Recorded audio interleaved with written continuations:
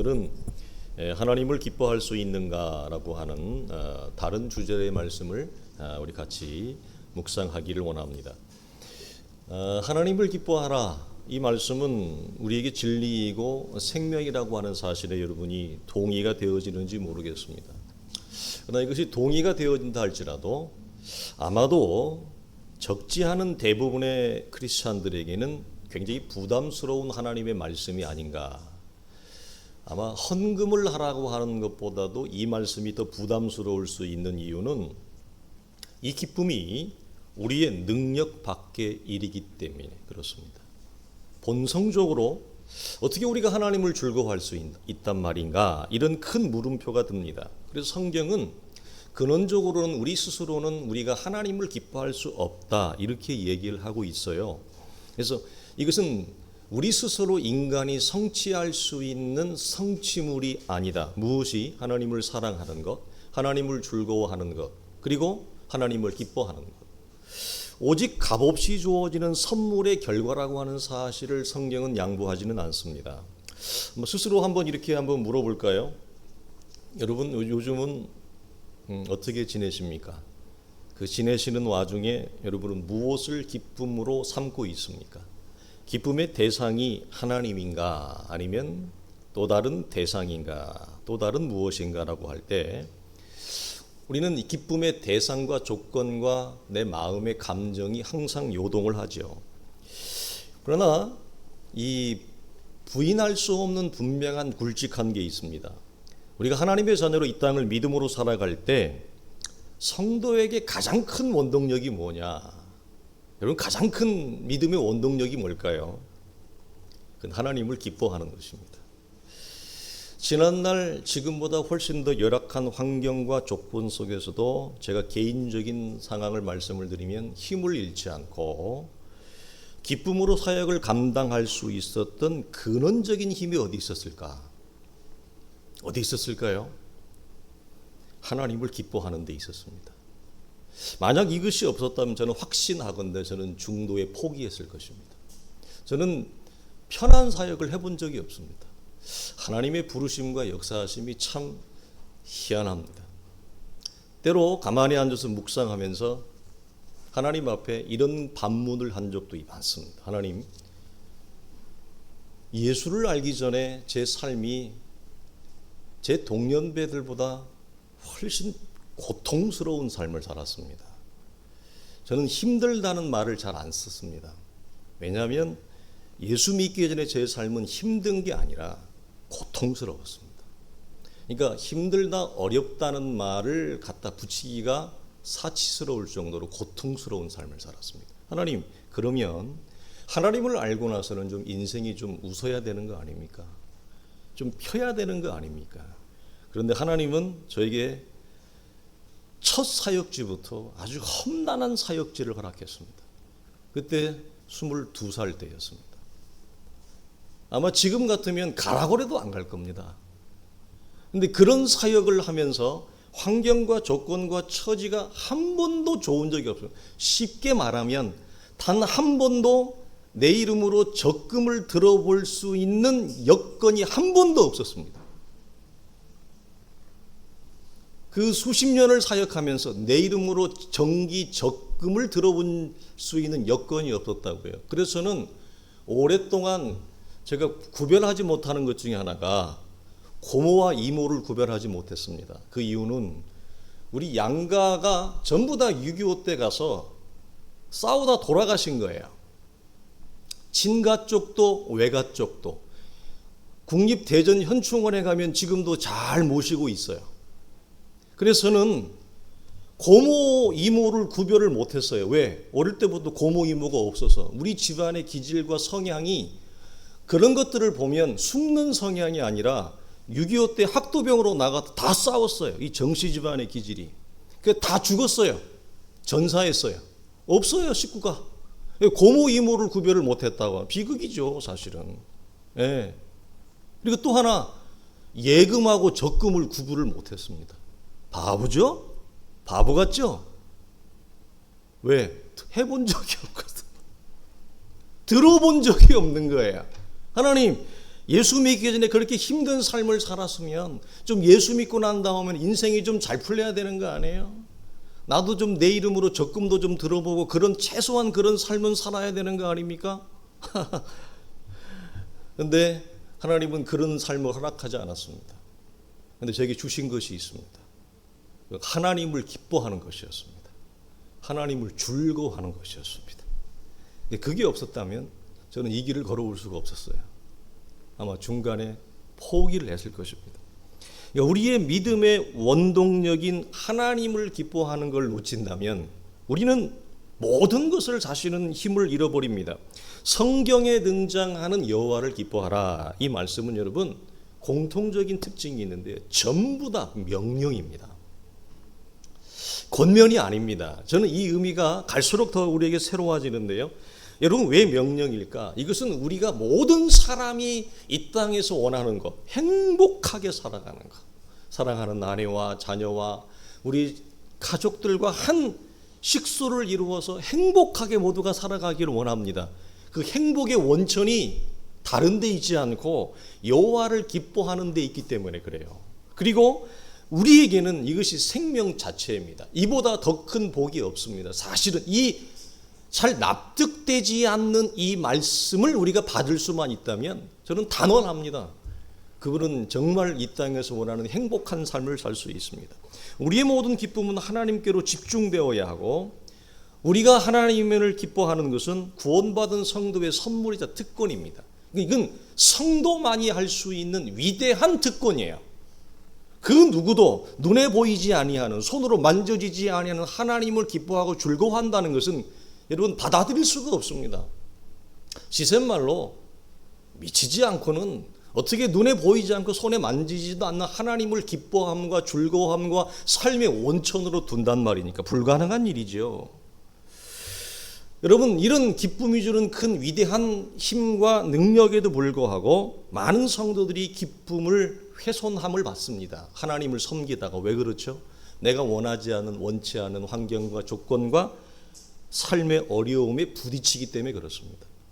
신앙생활을 함에도 불구하고 하나님이 내가 원하는 대로 삶의 길을 열어주지 않습니다. 조건을 맞춰주지 않습니다. 내 입맛을 하나님이 채워주지 않는다는 거지요. 그래서 저도 그렇고 교회 안에서 보면 실제로 수없이 많은 성도들이 현실적인 어려움 때문에 하나님을 즐거워하는 힘을 잃어버립니다. 그리고 그것을 훼손을 받습니다. 그래서 간신히 명맥을 유지하거나 축소된 기쁨을 가지고 신앙생활을 하는 경우를 우리는 너무 쉽게 어렵지 않게 봅니다. 그러나 여러분, 여기에는 또 하나의 역설이 있는데요. 어려움이 있고 환란이 있다 해서 반드시 기쁨이 축소되어지고 훼손되어질 수만은 없습니다. 어떤 역설이 있느냐? 세상의 모든 만사에는 하나님이 무엇을 감춰놨느냐? 반전의 역사. 이 모손이라고 하는 역설을 하나님이 감추어 놨기 때문에 어려움 때문에 도리어 하나님을 기뻐하는 대반전이 일어날 수도 있어요. 우리는 보통은 어려우면, 환란이 일어나면 그것 때문에 우리는 무너지고 침체됩니다. 그러나 그 반대일 수도 있어요. 그래서 잘 묵상해야 돼요. 속상한 일이 찾아오면 감정적으로 무너지는 것을 먼저 하지 말고, 속상한 일이 와도 그것을 가만히 놓고 관조하는 것, 묵상하는 것, 시선을 응시하고 바라보는 것, 반대로 화를 낼 만한 일이 내 안에 일어나도 바로 후다닥 화를 내지 말고 이 화낼 수밖에 없는 상황을 가만히 천천히 하나님의 말씀과 성령의 임재 가운데서 그것을 바라보는 실력이 있어야 돼요. 그러면 양자의 삶의 자리에서 우리는 또 다른 반전을 경험할 수도 있어요. 어려움 때문에 무너지기도 하고, 어려움 때문에 일어나기도 하고, 분노의 사건 때문에 내가 분노에 휩쓰이기도 하고, 분노의 사건 때문에 도리어 평안을 획득하기도 하고, 이 양자의 시소가 우리의 삶의 모든 만사에 여러분 펼쳐 있는 것입니다. 우리가 잘 아는 대로 데살로니가 교회는 바울의 모든 섬긴 교회 가운데 역사가 제일 짧았어요. 그런데 데살로니가 교회를 보면 이런 말씀을 사도가 합니다. 하나님의 사랑하심을 받은 형제들아, 너희의 택하심을 나누라. 이는 복음이 너희에게 말로만 이른 것이 아니라 또한 능력과 성령과 큰 확신으로 된 것이 너희는 많은 환난 가운데서 성령의 기쁨으로 말씀을 받아 우리와 주를 본받는 자가 되었다. 아주 짧은 역사예요. 데살로니가 교회는 2년도 안 되는 아주 신생교회거든요. 그러니까 예수 믿은 지 얼마 안 된 간 예수 믿은 새신자들로 모인 교회인데 이 교회가 어려움과 환난을 당했습니다. 그러나 이 데살로니가 교회에 보여주는 힘은 뭐냐, 반전은 뭐냐, 꼬꾸라져야 되는데 예수 믿은 지 얼마 안 된 신자들이니까 얼마나 실력이 있겠어요. 짧죠. 그런데 무너지지 않고 도리어 성령의 기쁨으로 말씀을 받는 교회와 성도가 되고 그것이 도리어 주변에 소문이 나서 사람들에게 예수 믿는 아름다운 본과 샘플이 되었다. 이렇게 얘기합니다. 그러니까 바울이 자랑해요. 데살로니가 교회 성도들을 자랑해요. 어디에다 내놓고 싶은 거죠. 복된 교회인 것을. 여러분, 데살로니가 교회가 2년도 안 된 교회가 성령의 기쁨으로 환난 중에 말씀을 받는 성도와 교회가 되었다면 이 말은 무슨 말이냐면 우리도 얼마든지 그런 교회와 성도가 될 수 있다는 말입니다. 왜 그렇죠? 그들이 믿은 믿음의 주요, 믿음의 하나님이 우리와 같은 하나님입니다. 그들이 받은 성령이 동일한 성령입니다. 사도가 에베소 교회에서 말하는 것처럼 믿음의 주가 같아요. 그들이 믿은 하나님과 우리가 믿는 하나님이 다르지 않습니다. 그들이 받은 성령과 우리가 받은 성령이 다르지 않습니다.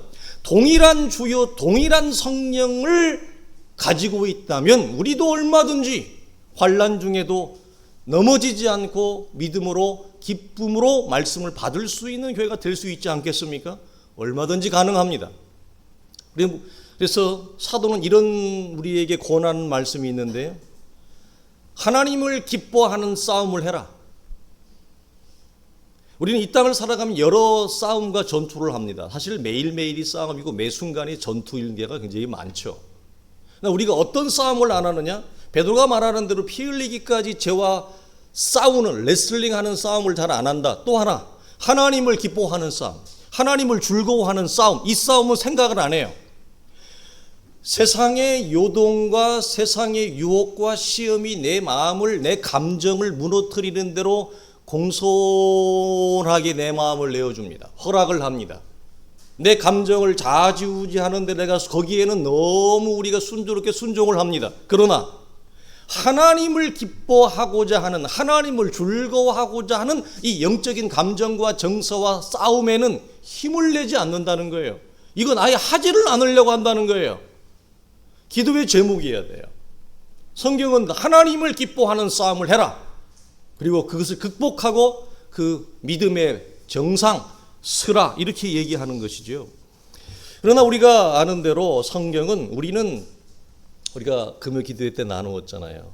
챔버스 목사님이 기도는 원래 인간이 할 수 있는 자연적인 생리적인 것이 아니다. 하나님으로도 받은 특권이다, 선물이다 한 것처럼 우리 인간의 자체로는 원래 하나님을 기뻐할 수 없습니다. 이건 불가능한 일입니다. 우리가 어떻게 이걸 알 수 있죠? 우리가 하나님을 알기 전에 우리가 언제 하나님을 즐거워했습니까? 여러분, 돈 때문에 기뻐할 수는 있고 여행 가는 것 때문에 즐거워할 수는 있고 내 인생에 내 자식이 좋은 대학 가고 풀리는 것 때문에 즐거워하고 기뻐할 수는 있지만 하나님의 말씀이 깨달아지는 것 때문에 기뻐하고 즐거워하고 하나님을 찬송하고 노래하고 예배하고 기도할 수 있다고 하는 것이 우리에게 기쁨과 즐거움이 되지는 않았잖아요. 우리가 언제 하나님의 말씀을 즐거워했습니까? 언제 하나님을 노래하는 걸 여러분 삶에 우리가 기쁨으로 삼은 적이 있습니까? 우리는 원래 기도할 수 있는 존재가 아니고요, 하나님을 사랑한다는, 여러분 그 미치지 않고는 불가능한 겁니다. 제삿말로. 그랬던 우리가 어떻게 하나님의 말씀을 즐거워하고 진리를 진리대로 보고 하나님을 노래할 때 우리의 영혼의 감격과 시원함과 상쾌함과 기쁨이 있고 하나님의 이름을 부르며 기도하며 나아갈 때 하늘이 열리는 그 샬롬과 평강과 은총을 언제 우리가 맛보고 그런 것들을 내 삶의 생명의 원천과 믿음의 근거로 삼고 걸어간 적이 있어요? 우리는 여러분 그럴 수가 없다는 거예요. 성경이 사람은 그럴 수 있는 존재가 못 된다. 그리스도 예수 안에 새롭게 태어나지 않으면, 예수 믿고 구원받고 새로워지지 않으면 그럴 실력이 없다고 성경이 여러분 선언하는 거예요. 우리가 잘 아는 대로 로마서에 바울이 육신의 생각은 하나님과 싫어하는 정도가 아니라 원수인데 이는 하나님의 법에 굴복하지 아니할 뿐 아니라 할 수도 없습니다. 육신에 있는 자들은 하나님을 기쁘시게 할 수 없다. 이게 성경의 선언이에요. 그러니까 예수 밖에서는, 믿음 밖에서는, 즉 육에 속한 사람의 본래적인 지위와 상태와 신분에서는 하나님을 기뻐하는 건 여러분 있을 수가 없는 일이에요. 불가능하죠. 안 그래요? 여러분 돈이 좋아요? 여러분 하나님이 좋아요? 그렇죠? 물어보는 제가 잘못했죠, 어머니? 예. 이런 건 목사가 잘못하는 거예요. 이런 걸 물어보는 게 아니에요. 예. 여러분, 성경은 우리가 하나님에 대하여 죽어 있는 상태이기 때문에 우리 스스로는 기뻐할 수 없다. 그러나 이제 신약의 성도들, 그리스도 예수 안에 있는 성도들은 얼마든지 하나님을 기뻐할 수 있는 모든 하늘의 영적 조건을 하나님 우리에게 다 만들어 놓고 우리로 하여금 하나님이 기뻐할 수 있는 힘도 주시고 능력도 주시고 조건도 주시고 다 주었다고 얘기해요. 이게 신약의 성도가 갖는 놀라운 특권이자 선물이에요. 그래서 우리가 잘 아는 대로 신명기에 보면 이걸 미리 얘기해 놓으세요. 자, 말씀 잘 보세요. 네 하나님 여호와께서 네 마음과 네 자손의 마음에 할례를 베푸사 너로 마음을 다하며 뜻을 다하여 네 하나님 여호와를 사랑하게 하사 너로 생명을 얻게 하신다. 우리가 하나님을 사랑할 수 없는 존재인데 우리에게 새로운 마음을 하나님이 일으켜서 하나님을 사랑하게 하신다. 에스겔서에는 내가 그들에게 한 마음을 주고 그 속에 새 영을 주며 그 속 몸에서 돌 같은 마음을 제거하고 살처럼 부끄러운 마음 부드러운 마음을 주사 내 율례를 따르며 내 규례를 지켜 행하게 하리니. 무슨 말이에요? 하나님을 사랑할 수 없는 자가 하나님을 사랑할 수 있는 자가 되게 한다. 하나님의 말씀을 지킬 수 없는 자가 하나님의 말씀을 따르며 지켜 행할 수 있는 존재가 되게 한다. 구약에서부터 약속이에요, 이게. 그래서 그리스도 예수 안에서 새로운 마음, 새로운 존재가 되어질 때, 그래서 구약과 신약의 옛 언약과 새 언약의 약속의 차이점은 뭐냐? 실제적인 삶의 능력, 살아갈 수 있는 능력, 이 능력을 주겠다라고 하는 거예요. 이 약속이에요. 이 약속은 왜 약속이냐? 누구에게만 약속이 여러분 성취될까요? 약속을 받는 대상에게만. 여러분, 약속은 약속을 받는 자에게만 약속이 되고 선물이 되는 거예요. 그러니까 약속의 대상과 선물의 대상을 내가 거기에서 제외된다. 그럼 이건 그냥 약속으로만 존재할 뿐이지 나하고는 아무런 상관이 없는 거예요. 그러나 우리는 그리스도 예수 안에서 구약의 위대한 하나님의 약속의 말씀이 우리 안에서 우리를 통해 성취되어진다고요. 옛 언약이 새 언약으로. 그러면 옛 언약이 새 언약으로 성취되어지는데 그 중간의 중심은 뭐예요? 예수 그리스도의 죽으심이에요. 피 흘림이죠. 십자가와 부활을 통해서 구약의 약속이 우리에게 이루어지고 받는 자들 속에는 위대한 하나님의 선물이 되어지는데 그 선물이 뭐냐? 하나님의 말씀을 따라 살고 싶은 이 새 마음이 일어나는 거예요.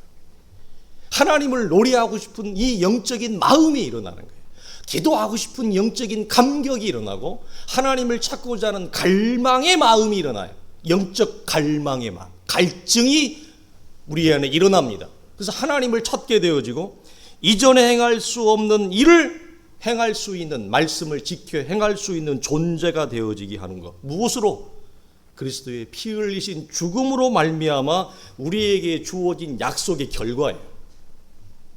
이 신약의 성도들이 이걸 잘 몰라요. 이걸 누리지를 못해요. 약속을 약속으로만 놔둔단 말이에요. 약속을 내가 받아서 나를 통해 약속이 행해지고 이루어지고 성취되어지는 이 약속의 열매를 여러분이 그리스도 예수 안에서 믿음으로 순종으로 받아서 여러분의 것으로 삼으셔야 돼요. 그 마지막 싸움이 뭐냐? 우리 거예요. 그 싸움은 우리가 해야 되는 거예요. 자, 베드로는 그래서 이렇게 얘기합니다. 기막힌 말을 하는데요. 예수를 너희가 보지 못하였으나 사랑하는도다. 이제도 보지 못하나 믿고 말할 수 없는 영광스러운 즐거움으로 기뻐하나니 믿음의 결국 곧 영혼의 구원을 받았기 때문이다, 이 말이에요.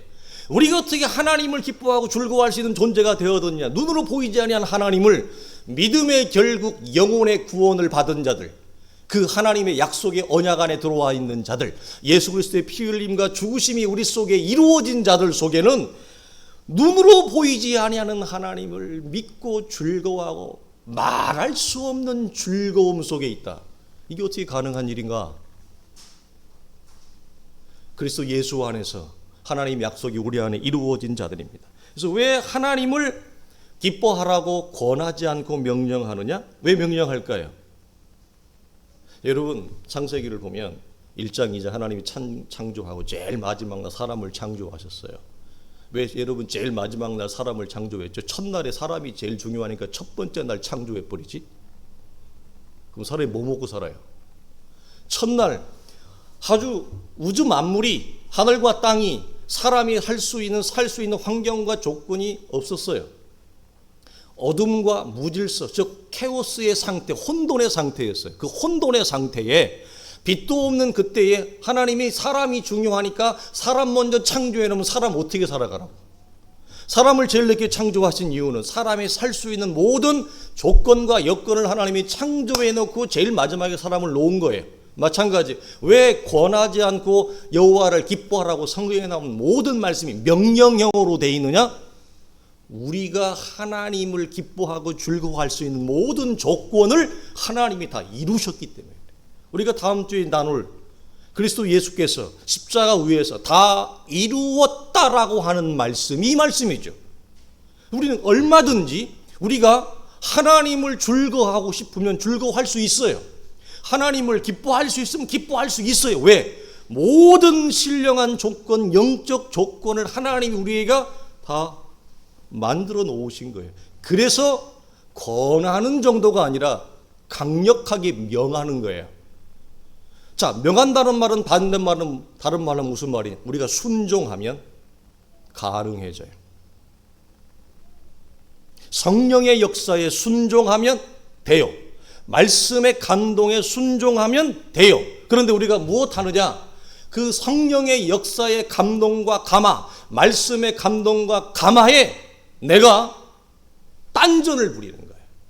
그러면 하나님이 모든 조건을 이루어 놨지만 하나님을 기뻐하는 것, 하나님을 즐거워하는 것은 물이 건너가 버려요. 여전히 내 감정과 내 삶의 환경과 처지가 나를 다스리고 나를 함몰시키고 침몰시키는 그 환경이, 조건이, 다르게 얘기하면 세상의 권세가 나를 조종하고 다스리는 삶의 자리를 벗어나지 못하는 거예요. 이 싸움은 우리가 하나님이 하는 거예요. 이 싸움은 우리가 하는 거예요. 다 이루었다고 한다라고 하는 말의 의미 속에 이 마지막 순종의 신비, 순종의 역사를 통해 우리로 하여금 하나님의 구원의 신비를 이루게 하는 이 마지막 마침표는 우리가 하는 거예요. 근데 이걸 우리가 몇 달 전에도 나누었어요. 한국교회 안에 구원파식 구원이 들어왔다. 영지주의식 구원론이 들어왔다. 이걸 제가 여러분에게 얘기하지만 김세현 교수님도 그 얘기를 하는 거예요. 한국교회 안에 초대교회 영지주의식 구원이 들어왔다. 구원파식 구원이 들어왔다. 그래서 이걸 어떻게 그걸 이해하느냐? 그리스도께서 다 이루셨으니 우리가 할 것이 없다는 거예요. 아무것도 할 게 없다는 거예요. 왜? 예수가 죽으심으로 다 이루셔. 언제 우리가 예수님 보고 나를 구원해달라고 얘기한 적이 있냐는 거예요. 나를 위해 죽어달라고 얘기한 적이 있냐는, 없죠. 예수가 혼자 알아서 와서 북치고 장구치고 해서 다 하셨는데 우리가 할 게 뭐 있냐는 거예요. 우리는 그냥 그 안에서 구원만 받으면 된 건지. 이런 식의 구원론이 한국교회 안에 있다는 거예요. 여러분, 강력하게 말하죠. 이건 여러분 성경이 말하는 구원이 아닙니다. 여러분, 이렇게 한국교회 안에서 구원을 이해하고 있는 분들이 있어요. 그러면 이걸 가지고 또 이렇게 얘기합니다. 복음과 은혜의 서로를 대비하면서 율법적인 구원을 이루려 하지 마라. 이미 그리스도 위에 우리는 은혜로 구원을 받았다. 은혜를 막 강조해. 여러분 잘 분별하셔야 됩니다. 우리가 하나님을 기뻐할 수 있는 모든 조건을 하나님이 다 주셨다. 그래서 고린도전서 4장에 바울이 기막힌 말을 하는데요. 누가 너를 남달리 구별했느냐? 여러분에게 받으세요. 고린도 교회가 아니라. 왜 하나님이 우리를 하나님의 자녀로 하나님의 교회로 구별했느냐? 자, 내게 있는 것 중에 받지 아니한 것이 무엇이냐? 네가 받았는데 어찌하여 하나도 받지 않은 것 같이 세상을 사느냐? 기막힌 말입니다, 여러분. 하나님을 기뻐하고 즐거워할 수 있고 순종할 수 있는 모든 조건과 여건 하나님이 다 주셨다고요. 아들의 죽음을 통해. 우리가 이 싸움을 하면 하게 돼 있어요. 여러분 놀라운 거예요. 근데 이 후반전을 우리가 안 하는 거예요. 여러 가지 핑계와 이유와 변명을 대면서 그 다음에 이걸 고린도서 4장 17절을 이 메시지 성경은 이렇게 얘기합니다. 여러분이 지니고 있는 것과 여러분의 현재 모습은 모두 하나님께로부터 온 순전한 선물이 아닙니까? 여러분은 이미 필요한 모든 것을 가졌습니다. 여러분이 감당할 수 있는 것보다 뭐라고요? 더 많은 것을 하나님께서 하나님으로부터 받고 있습니다. 하나님이 우리의 필요보다 우리의 실력보다 내가 행한 것보다 하나님이 더 많이 주신 줄 아십니까? 훨씬 많이 주셨어요. 근데 우리는 이것을 못 봐요. 이것을 보는 것이 그리스도 예수 안에 있는 얼굴에 있는 하늘에 속한 모든 신령한 지혜와 지식의 보화를 보는 거예요. 이게 복음 안에 알맹이를 보는 거예요. 사랑하는 성도들이여 기억하십시다. 하나님을 사랑하고 기뻐하는 데 있어 받지 아니한 것은 하나도 없다라고 하는 사실. 우리는 다 받았습니다. 근데 문제는 뭐냐? 이 복음의 비밀과 내용이 우리 속에 이게 열어지지 않아서 우리는 늘 하나님 앞에 입을 쭉 내놓는 이유가 뭐냐면 하나님 도대체 내가 예수 믿고 나아진 게 뭐가 있습니까? 하나님 내가 예수 믿고 나의 일에 해결된 게 뭐가 있습니까? 내 인생이 잘된 게 뭐가 있습니까? 하나님 뭘 주셨습니까? 언제 주시렵니까? 이거죠. 이게 한국교회 전체의 큰 복음의 이 정수가 비껴나가는 이유 중에 하나가 뭐냐? 성경은 하나님이 아들의 죽음을 통해 우리에게 다 주었다고 그래요. 필요한 것 이상으로 주었다고 그래요. 그런데 우리는 뭐야? 하나님 언제 줬습니까? 뭘 줬습니까? 그리고 우리는 도대체 언제까지 내가 참아야 됩니까? 왜 안 주세요? 그래서 입이 항상 쭉 나와가지고 건들면 터지는 거야. 건들면 터지는 거야. 항상 예민해 있어. 항상 영적으로 불안해 있어. 그러니까 안 그래도 불안하고 안 그래도 신경질적으로 예민하는데 누가 나를 건드려 봐요. 가만히 놔두겠어요? 막 살기가 막 쫙. 밖에 나가보세요. 사람들이 막 얼굴에 막 살기가 막 얼마나 많은지. 사람들이 표정이 야, 너 나 건드리지 마. 건들기만 해봐. 이런 표정이에요. 그러니까 그것이 가족이 되었든지 친구가 되었든지 거기다 대고 또 누구예요? 삶의 환경과 조건이 왜 이렇게 열어지지가 않는 거예요? 그러면 우리는 이 두 가지의 거대한 압력 때문에 폭발 직전에 있는 겁니다. 하나님을 사랑하고 기뻐하는 데 있어서 받지 아니한 것이 없다. 성경은 다 주었다. 이 사실을 잊지 마셔야 돼. 이것이 복음입니다. 다만 우리의 눈이 열어지지 않았던 것뿐입니다. 우리는 덜 받았다고 생각하는 거죠. 그 이유 중에 하나는 뭐냐? 현대교회는 그리스도의 복음을 썩어질 육체의 형상, 곧 물질적인 성공과 형통으로 교묘하게 흥정하며 거래하며 포장하여 전해왔습니다. 우리가 인정해야 됩니다. 한국교회 지난 140년의 역사 속에서 그런 교회들이 부흥하고 성장했습니다. 사실 성경적인 부흥이라 말할 수 없죠. 그 결과 어떻게 됐죠?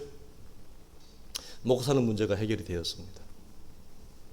이게 하나님의 은혜인지 대한민국 국민들이 죽도록 일한 결과인지 세상의 경제의 흐름과 이치가 한국에 몰렸는지 그건 모르겠습니다. 그러나 우리는 먹고 사는 것들이 어느 정도 회복이 되어졌고 이제는 미국 가서도 못 삽니다. 불편해서. 한국 사람이 다른 나라 가서 살 수 있는 나라가 없습니다, 여러분. 그 정도로 대한민국은 세계 최고의 국가가 됐습니다. 여러분 잠깐 여행은 가도 살을 하루라고 해보십시오. 유럽 불편해서 못 삽니다, 여러분. 미국, 유럽에서 가난한 사람들, 가난한 유학생들한테 불문율이 있습니다. 뭔지 아십니까? 아프지 마. 아프지 마. 아프면 죄야. 아픈 것도 죄야. 돈 없는 주제에 왜 아파? 병원을 못 가요. 의료비가 감당이 안 돼요. 아픈 게 죄예요. 못 살아요, 여러분. 최고의 국가가 됐습니다. 경제적으로, 의료적으로, 삶의 문명과 조건과 이런 시설들이 이제는 여러분 못 살아요. 다른 나라가 잠깐 여행 가서 바람 쐬고 그냥 환기시키고 그냥 외국 음식 한번 맛보고 나 휴가 갔다 왔다 여행 갔다 이 정도지 못 삽니다. 여러분 그러나 그 결과 한국 교회가 잃어버린 것은 뭐죠? 하나님을 사랑하는 힘, 하나님을 기뻐하는 힘을 우리는 철저히 잃어버렸습니다. 우리는 대신 언제 기뻐하느냐? 물질적인 조건이 충족될 때, 환경적인 조건이 열어질 때 우리는 그때 입이 째집니다. 와, 통장에 돈이 들어올 때 여러분 입술이 이렇게 쫙 좋아지십니까? 아니면 하나님의 교회에 와서 하나님을 대면할 때, 유대 지체들을 만날 때 여러분 입술이 여러분 기쁨의 입술이 열어집니까? 여러분 물질이 주는 것은 기쁨이 분명히 있습니다. 부인하지 못합니다. 그러나 그건 잠시입니다. 정말 잠시인 것 같습니다.